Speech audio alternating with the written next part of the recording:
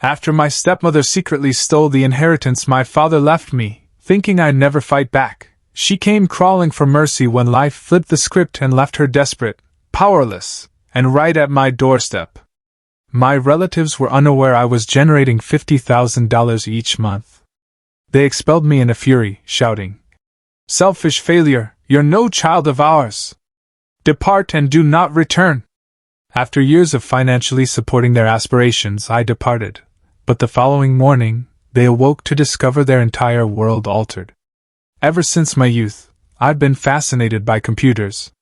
The way programming could transform lines of text into something dynamic, like a game or a utility, seemed magical to me. Following high school, I decided to pursue a career in information technology, envisioning the creation of software that could positively impact lives. I would spend countless hours tinkering, losing myself in the logical intricacies. However, my family had alternative plans. My younger sibling, Tim, enrolled in a prestigious mechanical engineering institution, and suddenly he became the favored offspring. My mother and father incessantly boasted about his potential, while I was merely the elder brother who enjoyed experimenting with computers. One evening, they cornered me in the living room. "Your IT pursuit is an illusion," my father stated, his tone stern. "You're not intelligent enough for it, it's a waste of time. Cease your tinkering and secure a proper job to support Tim. His career is paramount." My mother concurred, her gaze cold. "He's destined for greatness, not you." Their remarks struck me profoundly. I attempted to argue, explaining I could succeed, that it was my future, but they refused to listen. "Tim is the priority," my father declared, concluding the discussion. It pained me to know they viewed me as inferior, yet I wasn't prepared to surrender. I cherished coding too much. So, I made a decision. I began undertaking part-time employment, serving tables, repairing neighbors' computers, anything to accumulate funds for Tim's tuition. They believed I had abandoned my ambitions, even commending me for stepping up. But each night after my shifts, I would sit in my room, hunched over my worn-out laptop, educating myself in IT through online tutorials, coding forums, and trial and error. I was determined to prove them mistaken. They didn't need to have faith in me. I would demonstrate it through results, even if it meant concealing my true progression. I was not relinquishing my aspiration, not for them, not for anyone. The dual existence began subtly but rapidly expanded.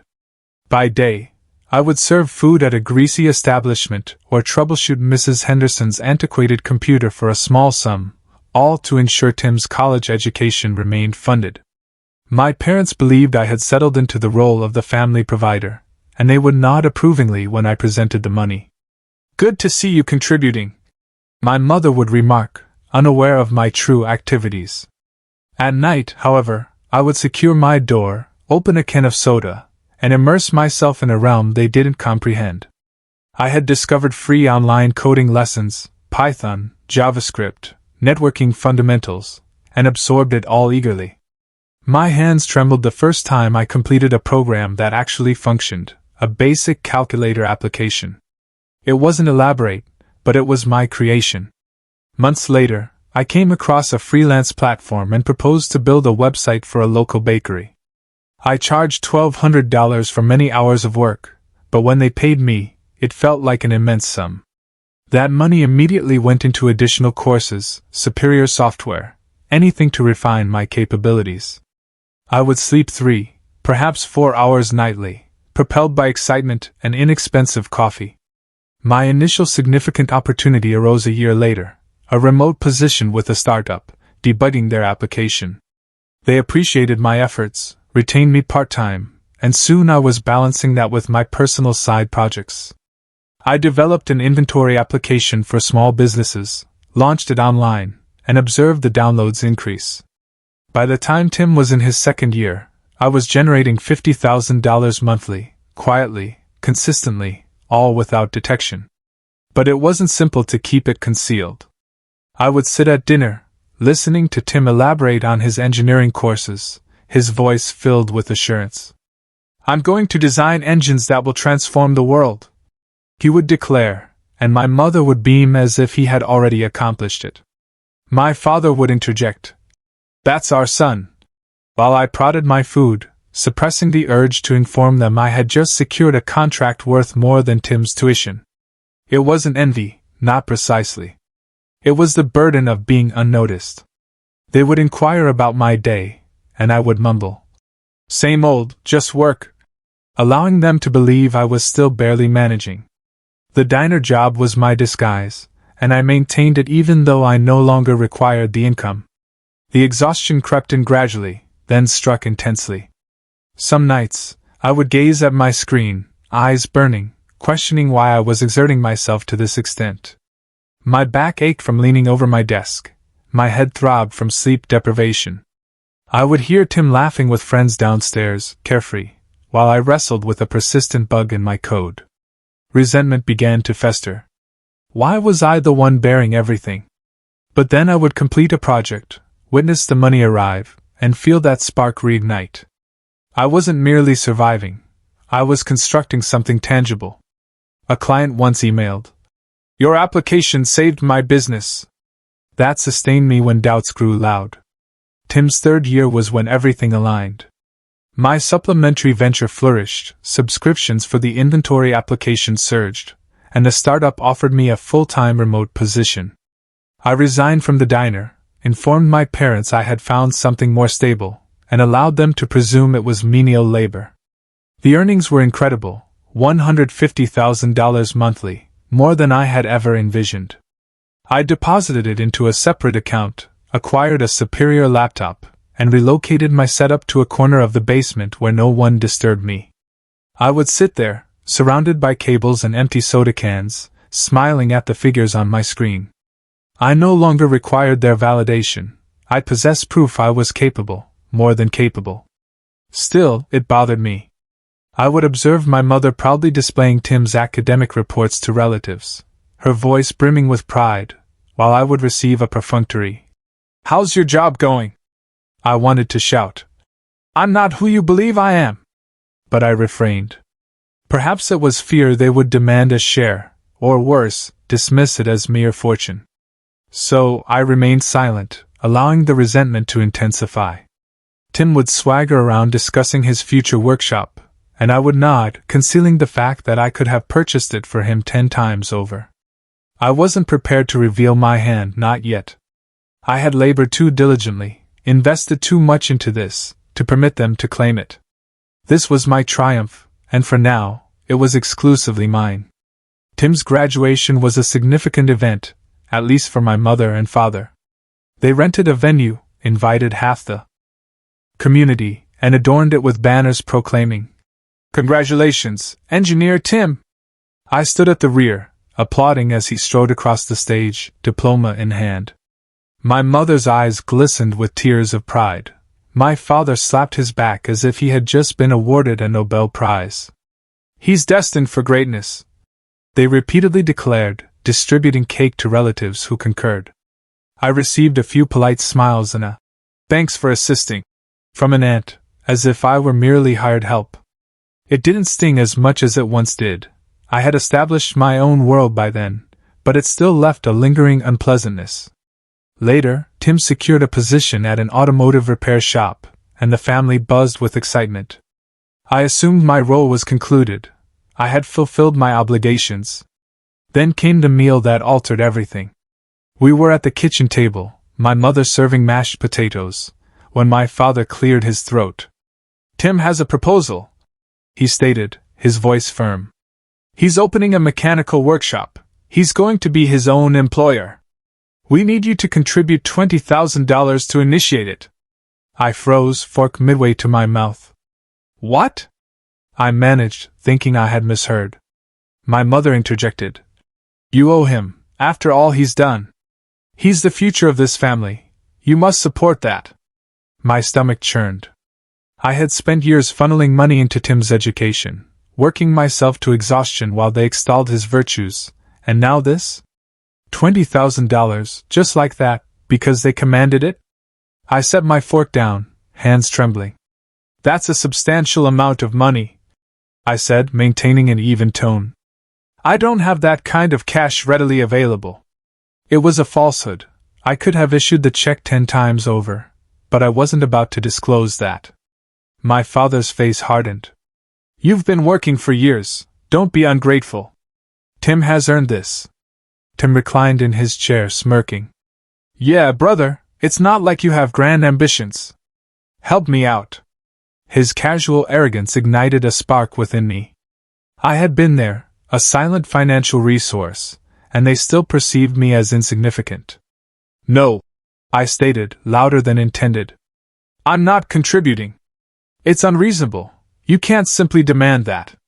The room fell silent, then erupted. My father slammed his hand on the table.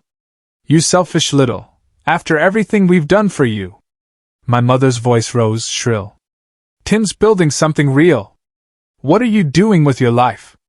Tim crossed his arms, that smirk still fixed on his face. Guess some individuals can't handle witnessing success. I wanted to laugh or scream. Success? I was generating $50,000 monthly, managing a venture they didn't even know existed, while Tim fiddled with car components. But I restrained myself. They didn't deserve to know yet. You don't comprehend, I said, standing up. I have my own existence, my own expenses. I'm not a financial institution. My voice quivered not from apprehension, but from the anger boiling over. I had dedicated years of my effort, kept my head down while they elevated him, and this was the gratitude I received? My father pointed at me, eyes blazing. You're a disappointment, always have been. My mother nodded as if it were absolute truth. If you won't assist your brother, you're no child of mine. Tim merely observed, smug, as if he had triumphed. I pushed my chair back, heart pounding. Fine, I'm not doing it. Resolve it yourselves. My father's face turned crimson. You think you're too superior for us? We'll see how far that takes you. My mother began to weep, but it felt staged, as if she were performing a role. Tim shrugged. You're lost, man. I exited the kitchen, their voices fading behind me, accusations, guilt trips, the familiar clamor. I had spent years proving myself to myself, not them, and I wasn't about to let them capitalize on it now. They believed I was penniless, useless, a failure. Let them. I knew the truth, and that was sufficient for the moment. But I could sense the impending turmoil, the one that would expose this entire pretense. The repercussions arrived sooner than anticipated. A week after I declined to provide the $20,000, my mother summoned me to the living room for a family discussion. I recognized it was a snare the moment I saw Tim lounging on the sofa, arms crossed, and my father pacing like a confined animal. We've deliberated, my father began, his voice low and sharp. You're either with us or against us. I sat down, bracing myself. Tim interjected first, his tone dripping with disdain. You've been working for years, man, and what do you have to show for it? Nothing. Selfish as hell, keeping it all to yourself while I'm attempting to build something. His words stung deeply, not because they were accurate, but because they were so far from the truth. I had supported them all, and he had the audacity to call me insignificant. My mother added, her voice trembling with feigned distress. We raised you better than this. Tim's your brother, he needs you, and you're abandoning him. I opened my mouth to protest, but my father interrupted me. Enough! He roared. You're out. Pack your belongings and leave this house. You are no longer a part of this family. My heart ceased. Expelled? Just like that? Before I could fully comprehend it, he stormed upstairs, retrieved my duffel bag, and began tossing my garments onto the front lawn. My mother followed, muttering, You brought this upon yourself. Tim merely observed, smirking as if he had won a prize. I stumbled outside, neighbors peeking through curtains as my possessions landed on the grass in a heap. Humiliation burned my face, but I did not plead. I would not grant them that satisfaction. Later, I discovered my mother had escalated the situation. She telephoned Aunt Linda, sobbing that I had misappropriated funds intended for Tim's education and squandered them on myself, a complete fabrication. I had never touched a cent that wasn't rightfully mine. But the falsehood spread rapidly throughout the family. Cousins messaged me. How could you? And I didn't bother responding. They would believe what they desired. It was a betrayal, though, after all I had sacrificed. She had portrayed me as a thief. I sat on the curb, bags at my feet, replaying everything: the meeting, the eviction, the defamation. It was overwhelming. My hands clenched into fists, nails digging into my palms. They didn't just desire my money, they wished to erase me. I could have revealed it then, informed the neighbors, the family, anyone who would listen, that I was earning $50,000 monthly, that I had financed Tim's privileged path while they cast me aside. But what would it accomplish? They would never perceive me as more than a means to an end. Anger surged, hot and raw, until it solidified into something else: determination. I didn't require their residence, their approval, their falsehoods. I had constructed my own life, brick by digital brick, and they couldn't touch it. I grasped my bags, slung them over my shoulder, and departed. The street lights hummed overhead as I headed for an inexpensive motel a few blocks away. I would figure out the rest tomorrow, rent a place, continue coding, remain independent. That night, alone in a scratchy motel bed, I stared at the ceiling. My phone vibrated with a message from Tim. Good riddance, loser. I deleted it without replying.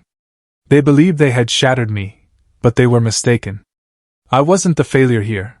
They were, clinging to their favored child while he coasted on my labor.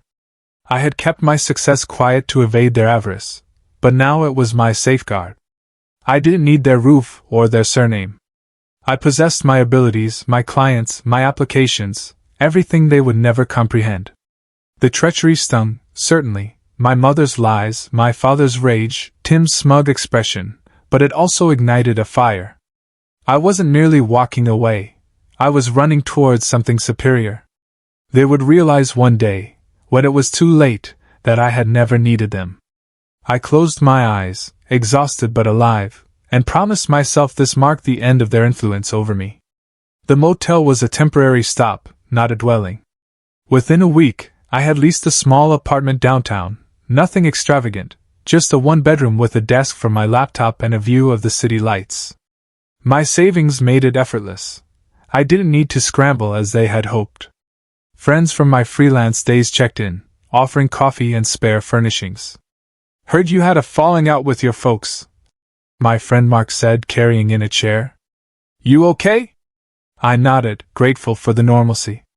It was a stark contrast to the disarray I had left behind. No shouting, no guilt trips, just tranquility and room to breathe. I immersed myself in work, coding late into the night, observing my application subscriptions rise. The freedom felt good, like shedding an outgrown skin. Months later, my phone chimed with a text from Tim. Sorry for everything. Got a factory job. Mom's still upset, blames you. Can we talk? I stared at it, feeling nothing, no anger, no inclination. He had relied on me for too long, and I was done supporting him. I blocked the number, just as I had with my mother's. Sarah and I weren't rushing into anything serious, but her consistent presence was sufficient. I had earned this serenity, and I wasn't exchanging it for their turmoil. This entire ordeal taught me a difficult but undeniable truth. Your value isn't determined by what others claim it is, it's what you construct for yourself. My family treated me like an instrument, a means to bolster their favored child, but I learned to contend for my own aspirations. Sacrifice is acceptable when it's your choice, not when it's imposed upon you with guilt and deceit. Departing from them wasn't weakness, it was the most potent action I have ever taken. People will judge you through their own distorted perspective, but your reality, your resilience, that's what truly matters. I forged my way out of their shadow, demonstrating I didn't require their approval or their name. They are left with their regrets now, not I. The lesson: do not permit anyone to shackle you to their failures. Sever the ties, safeguard your tranquility, and build what is rightfully yours. It's not egocentric, it's self-preservation. Thank you for staying with my narrative, everyone. I hope it resonated, perhaps even inspired you to pursue your own course. If you enjoyed it, share it with someone who needs encouragement, and let me know your thoughts. Continue building, continue striving, your story is yours to compose.